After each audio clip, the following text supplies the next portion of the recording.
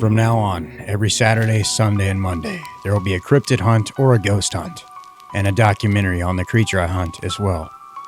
If you guys do enjoy this video, subscribe.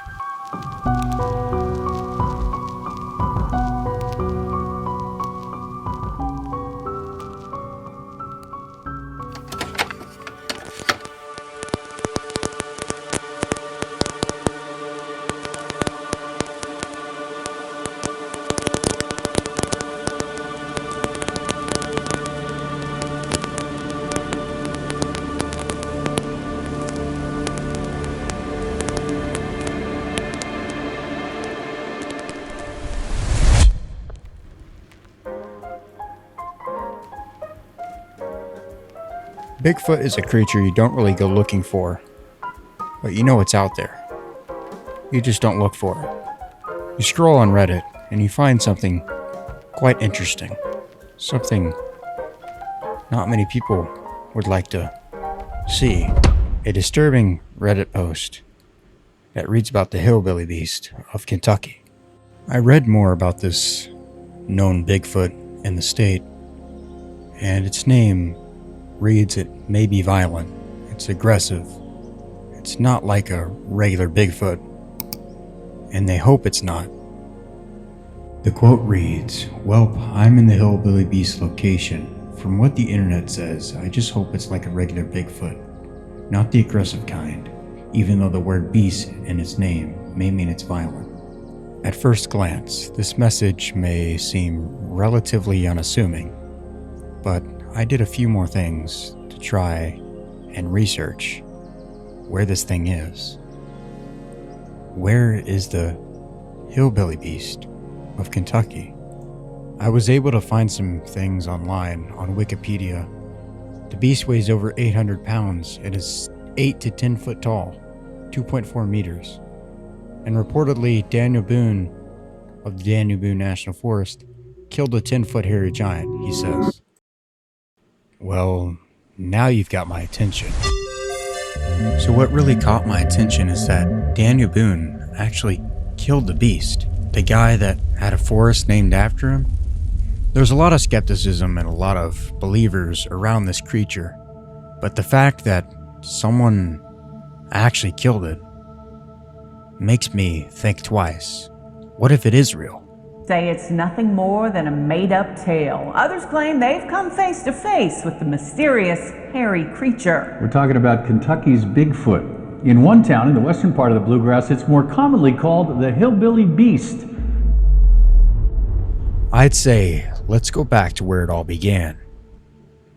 Back in the year of 1790. The year of the Hillbilly Beast.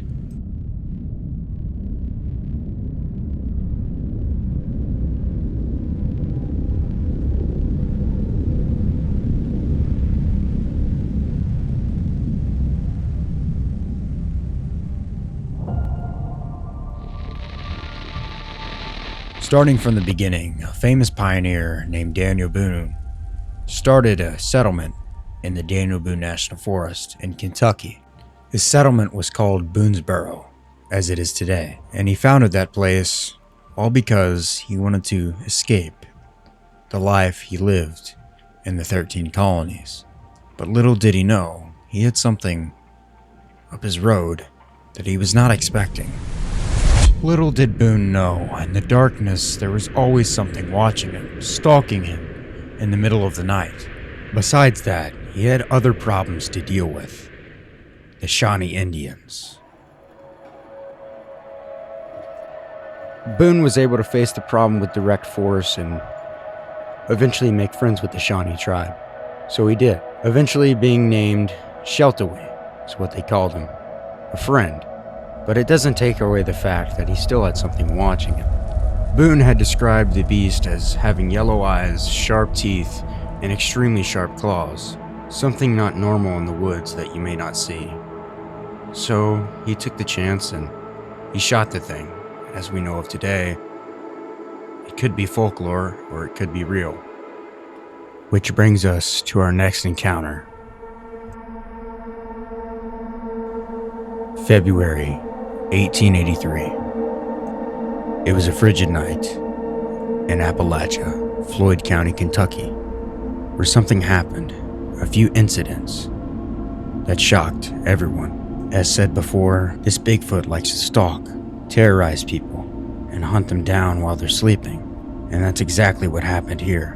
In 1883 in Floyd County, a wild man, is what they called it, was said to be stalking and threatening farmsteads. With this county being dense with forests, it was a perfect environment for what we call the wild man, the Hillbilly Beast, the Yahoo.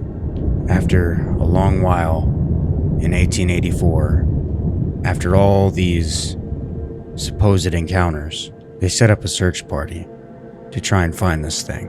What they described it as is 7 to 9 feet tall, muscular, covered in dark hair, with pronounced brow ridge and deep-set eyes. Its behavior was agile, leaping large footprints, 15 to 20 inches, and emitting eerie howls or grunts.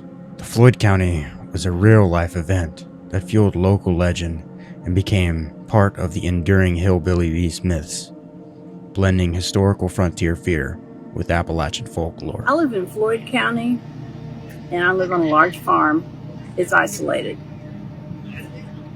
3 years ago, I saw one walk through my backyard one night. And it was the freakiest thing. I didn't know what it was, what I had seen. But after that, I started watching for it. And occasionally I would see it. It may be,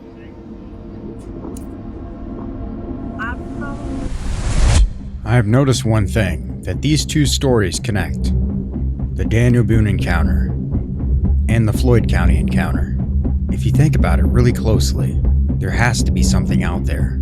Which brings us to a story that is insanely disturbing. In 1975, the Nunnell family lived in a remote farmhouse near Spotsville, along the Green River. For months, they were terrorized by an 8-foot-tall, bipedal hairy creature with glowing red eyes, enormous hands and feet, and pungent smell of decay. Witnesses described it as standing 7 to 10 foot tall, covered in dark fur, and moving with an unnatural speed and strength.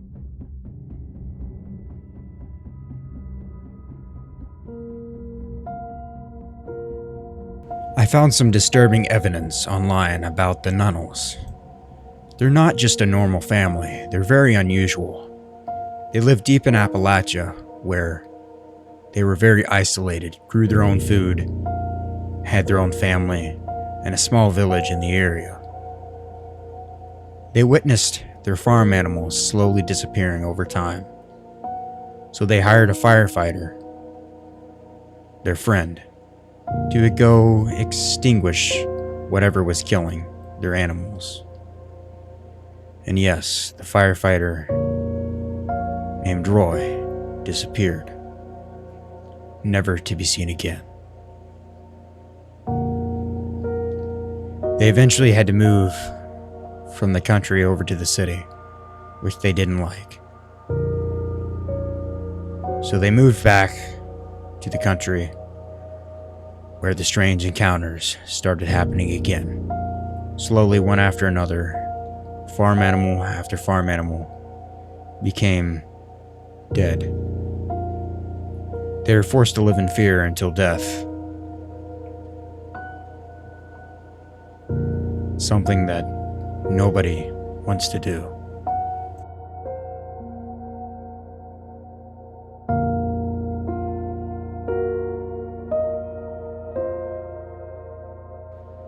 Part 2 of this video will be out tomorrow. If you guys did enjoy, you know what to do.